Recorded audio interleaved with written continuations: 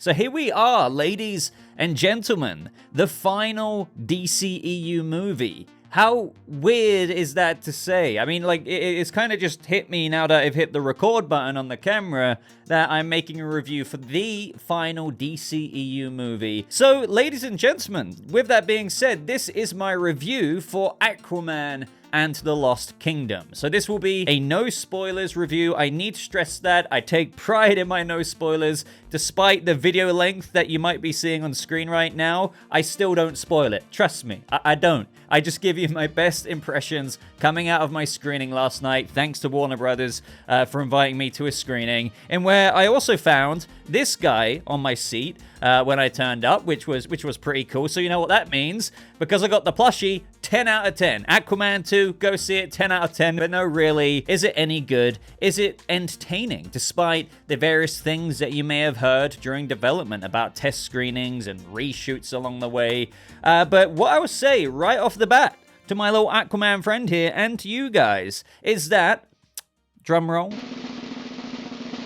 I liked it. I really did. But having said that, obviously, I've got quite a bit to expand on there. So, first of all, as a rough synopsis of what is going on in Aquaman 2, there is no spoiler in saying that Aquaman, since the first movie, has skipped forward a little bit in time. He's balancing life not only as the king of Atlantis since defeating his brother Orm, but he's also balancing life as a father. And the main threat behind this movie, of which was set up in the first movie with his motive for killing Aquaman for not saving his father, is indeed none other than Black Manta, who after in his encounter with Aquaman in the first movie was defeated with his suit left very, very damaged, and if anything, raging, as you will find in this movie, raging for another chance to get back at him and get his vengeance, which brings us to more or less where we are now. And to be fair to Aquaman 2 right out of the gate here,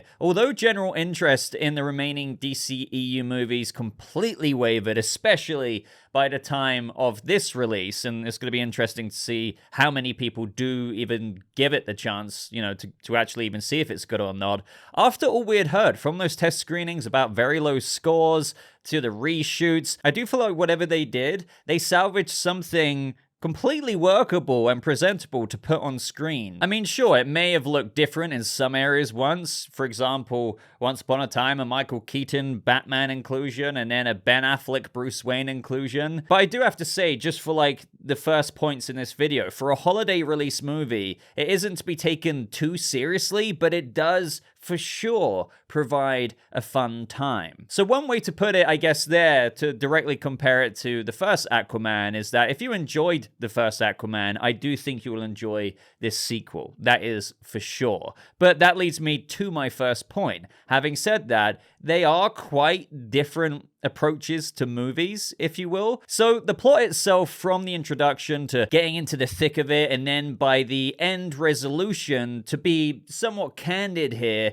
does feel like a fairly run-of-the-mill script that isn't like anything to really like write home about. It's not like crazy, if you know what I mean. So I don't mean to sound harsh there. I'm just saying it how it is. So just in terms of how everything unfolds there, it is for sure absolutely what I mean by that, what you would call a popcorn movie. And that's not a diss, really. People do like going to films for the somewhat close your mind down, get some snacks, and soak in the entertainment that popcorn movies provide. Another example of this, of what I would say, is Blue Beetle. It had a lot of heart and spirit in that movie, but that too took the approach of a run-of-the-mill script to a superhero movie, yet popcorn movie entertaining at the same time, if you feel me there. Even though I think it strived for a little bit more in the heart department, but I think that kind of comes inherently with the superhero origin story and rising up and everything like that.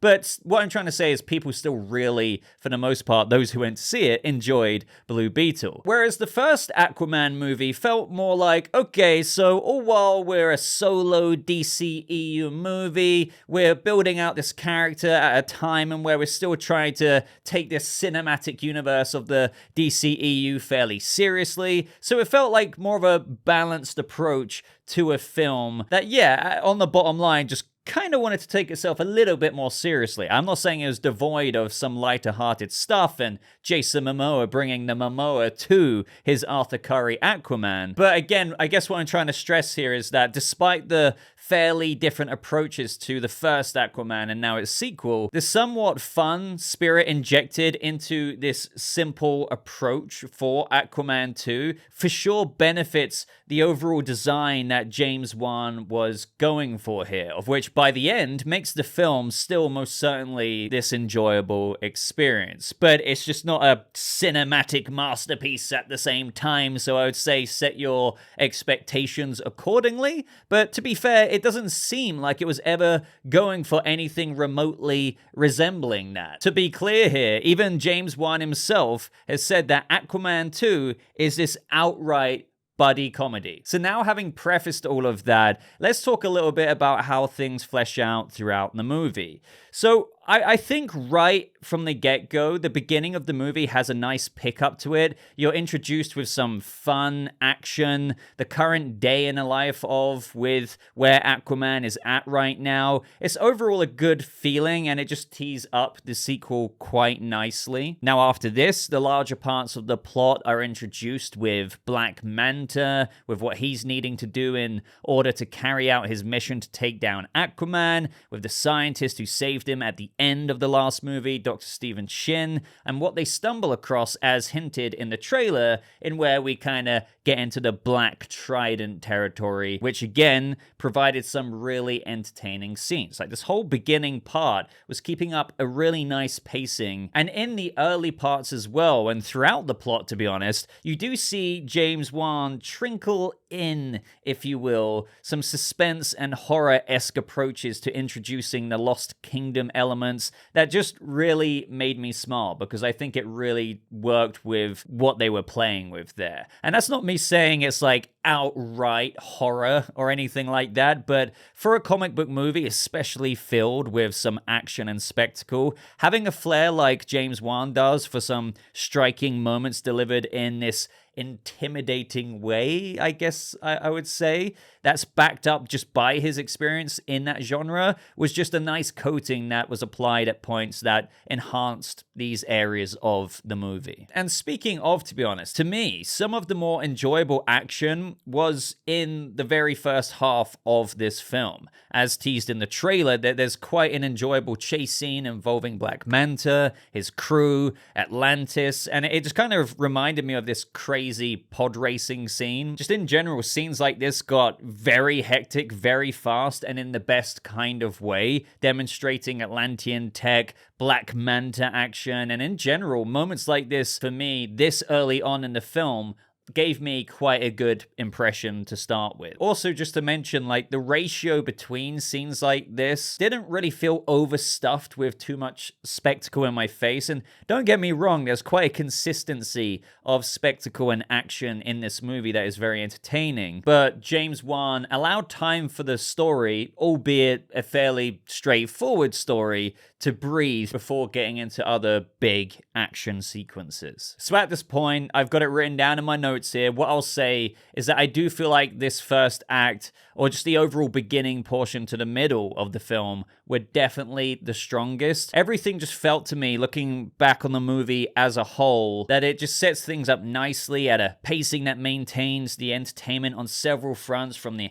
action you're seeing. The story is dotted in a way that still captures interest to want to see where it's going to go, and doesn't really, at this point, leave you feeling bored. I wasn't in there like, it was like, okay, the tone just blends nicely between this humor, but then, oh wait, we still got shit to deal with kind of thing. So all while there are big threats for the characters to face in this movie, which gets to some pretty extreme situations with Aquaman's child that everyone has been talking about since we've seen Aquaman's baby in the trailers, I do feel like James Wan managed to have the lighter-hearted, humorous tone dance with the moments that the film then also wanted to take fairly seriously, just quite nicely. Now, as the threat ramps up, it does turn into a little bit of a Justice League level threat, given the stakes that the entire planet is facing. And after Aquaman learns more about this, this is where Orm comes into the story. Now, this is when really the main gel, if you will, of the film comes in with what James Wan said he was going for. And I call it this main gel or icing on the cake that Wan was going for because, as he said, Aquaman 2 is an outright buddy comedy. And this is some of the more stronger stuff that the film has to offer. Patrick Wilson and Jason Momoa work really well in this dynamic. Again, with Aquaman 2 this time round compared to the first movie, it isn't really afraid to wear its new tone completely on its sleeve. So all while that really contrasts the first film, the film owning that really does benefit it because it wears it on its own sleeve with the utmost confidence in the best kind of ways. Now, as for the humor, I would say that while you're watching it, it's fairly decent. I do laugh quite a few times. And the thing is, though, when talking about this, humor is fairly subjective. It's kind of what I would say is very much so dumb fun. So an example of that would be like in the trailers and where Orm is running, and because he's not really been on the surface so much, he ends up running without the use of his arms. So he looks like this, the whole time he's running and escaping these enemies with his brother. So that does look really stupid, really funny. It's a bit of dumb fun. Now on paper, to some of you, I can imagine responses like, oh God, that sounds horrible. But when you see it, it's exactly the kind of dumb fun, straight up, outright buddy comedy James Wan is after. So that's the kind of humor you are dealing with. It doesn't work all the time, but it might work for you and where it might not have worked for me. But you do kind of roll it in such a way in where you're kind of like, you know what? I dig it.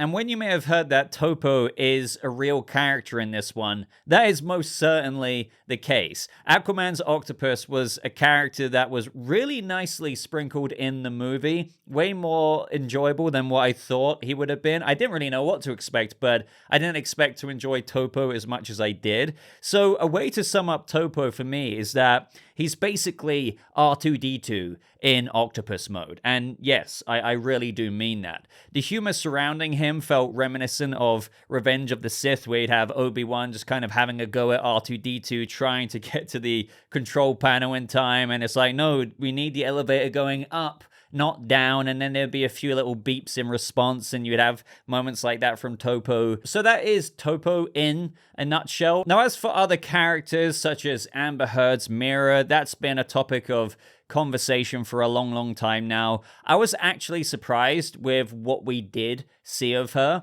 meaning that I feel as though I saw way more of her than I was expecting. But that could be just because of how they did it. So what I mean by that is Mira's involvement was little, but it was sprinkled throughout the whole movie in such a way that it felt like more than what it actually was. Kind of like how people talk about Oz Cobblepot from the Batman, and how in reality he only had like 10, 11 minutes of screen time, but his presence was felt consistently in the movies. So I would say maybe Amber Heard's Mira has maybe like 7 to 9 minutes, but her presence was felt very consistently. And in the action scenes that she had, I can't deny that they were pretty awesome. And again, the action in this movie is pretty awesome, but Mira's powers are so interesting to the point of where in the way they're used, it's kind of like, oh damn, that was pretty cool. Now, as many people know, Willem Dafoe's Volko isn't in this movie, but they do address his absence in the plot very briefly, so take that as you will. And going back to Black Manta here, given that his plot is, relatively straightforward and doesn't really differ massively from the first movie other than having some major upgrades, which I just can't really get into for spoiler reasons. I will say that Yahya Abdul-Mateen does a great job with what he's given. He does have a really good presence as the character. He is really kick-ass, especially in some of those action scenes, especially one or two of them fairly early on. And I just can't really imagine anyone else making this character work in the story the way he does, given just the comedic tone the film tries to tackle, all while still presenting somebody who really desperately wants to murder Aquaman, and showing that with enough conviction and chops. I just realized that I haven't spoken about visuals up until this point. Now, what I will say is that I saw it in 3D. Not my choice, by the way. The screening I was invited to was 3D. I haven't seen a 3D film in years and years and years and years. So when I did see it, I was like, I don't really want to see 3D. But I was like, oh yeah, this 3D is pretty cool. But I also saw it from the side of the screen, so it did kind of have that ghosting effect sometimes, and where it had like almost a slight outer edge, as if you had the character but then briefly brought him over in the background, just at a lower opacity, if you know what I mean. So I don't know if, when speaking about the larger visuals of the film, that could have been impacted there. There were a few shoddy moments, but of course there was really impressive moments. So with that being said, I do think maybe the first film's visuals were, I guess, overall more impressive, but I do want to say that I can't say that with full confidence, given that I saw it in 3D. Now, as things started to come to a close in the movie, as, you know, you're getting into the final act, it did feel like things just wrapped up very quickly at the end, with the threat of Black Manta and what he was doing with the Lost Kingdom, and then the threat behind Black Manta as teased in the trailers. As I've been saying, overall, the plot is pretty textbook, but the final confrontation didn't have as much to it as what I thought it would have had. Now, having said that, I'm not saying it wasn't entertaining. Without saying too much here, as you see in the trailer, there is still that, you know, duel between Aquaman and Black Manta, both tridents going at each other. That sounds kind of strange, but when you see it, it does kind of feel like, oh, damn, like, okay, like things are ramping up. You're seeing Momoa getting ready to Hulk out. But there's also this feeling of, by the end of it, oh, it was kind of over before it started. So, you know, there's that kind of feeling. I don't want to diminish it too much, but that it certainly felt that way to me. And then with like the big threat, if you know what I mean, the way that all just kind of ended, and I'm being very vague here, was just very convenient. Plot contrivant, if you want to get real about it. But let's face it, with what this movie is striving to do, I do feel like you can poke holes in it enough to kind of flood a boat. The thing is, with plot holes or conveniences and plot contrivances that you hear reviewers or critics talk about, or myself in previous reviews on the channel, that still doesn't necessarily distract away from the entertainment of the movie. Not at all, in fact. But I do want to say, for those whose standards are such that you may be like, oh, well, that didn't really make much sense. Oh, that moment is a bit convenient, isn't it? You will start to notice a lot of things like that, like myself, but you will also, if you're like me, still be pretty damn entertained. But what I will say is that the final boom moment of the climax of the film felt a little bit anticlimactic to me. As I kind of said earlier, I really just do simply prefer the action in the first half of the movie. It just felt like as things continued, when you get more in the movie, you get that fun-spirited middle vibe that's still keeping on the steam quite nicely. Not going as crazy as the first part, but, you know, Orm's here, Aquaman and Orm are having a fun buddy comedy vibe. As things progressed into that final act, it felt like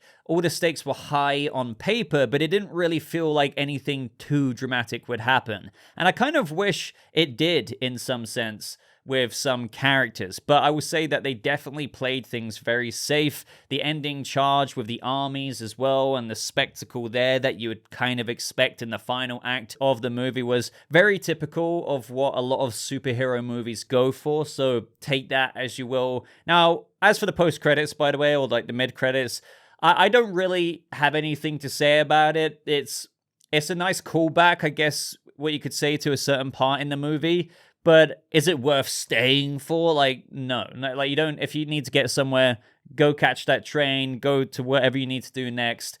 But if you want to stay, yeah, I mean, you can stay, but this is the final DCEU movie. It's not going to be, like, what do you expect? It's not going to be anything crazy at all. Don't get any conspiracies in your head about how it's indirectly going to lead to this multiversal moment that connects to the DCU. It's nothing like that, guys. So don't get that in your head.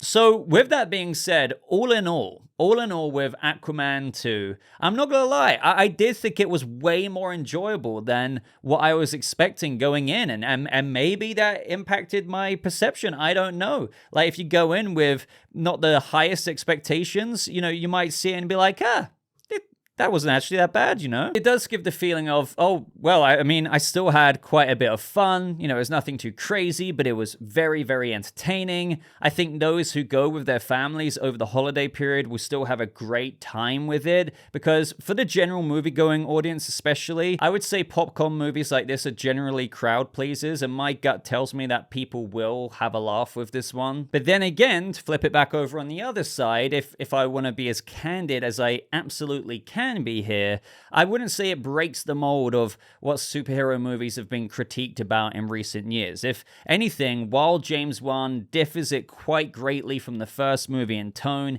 even to its unique benefit with this sequel, I do want to stress that it does work really well with the buddy comedy vibe, but it does so while still hammering in the usual critiques that you might have heard out there of a very simple, middling script, which doesn't necessarily shine bright in of itself, but by all means, that doesn't mean that it isn't still a very entertaining movie. That doesn't mean people won't enjoy it. Far from it, guys. But it doesn't satiate a hunger that audiences are expressing when it comes to the future of comic book movies. But as I kind of started off with, I think it's still delivered in what James Wan was attempting to do with an outright buddy comedy vibe. And final words, I enjoyed it. That's all I want to leave it off on. So let me know, guys. Are you going to see Aquaman 2? Do I recommend it? Yeah, I mean, if you want to see a movie with your friends, your family, your girlfriend, your boyfriend, whoever it is, and you want to have a laugh, not necessarily see a cinematic masterpiece, but just still have a good, entertaining time, Aquaman 2 will for sure give that to you, especially if you're a DC fan, you're a fan of the first Aquaman. I don't see how you couldn't really have a good time with this one. But that is all from me, ladies and gentlemen. So leave this video a like if you did enjoy it. Do consider subscribing for more videos just like this. One more thing, by the way, if you have seen Aquaman, let me know what you thought of it, but without spoilers, or at least spoiler tag it and then leave a few spaces before you leave your spoilery thoughts. But that is, yeah, that's absolutely everything. So thank you so much for watching. I hope you have a lovely rest of your day, and I'll see you people of the DCEU for the last time until the DCU in the next video. Goodbye.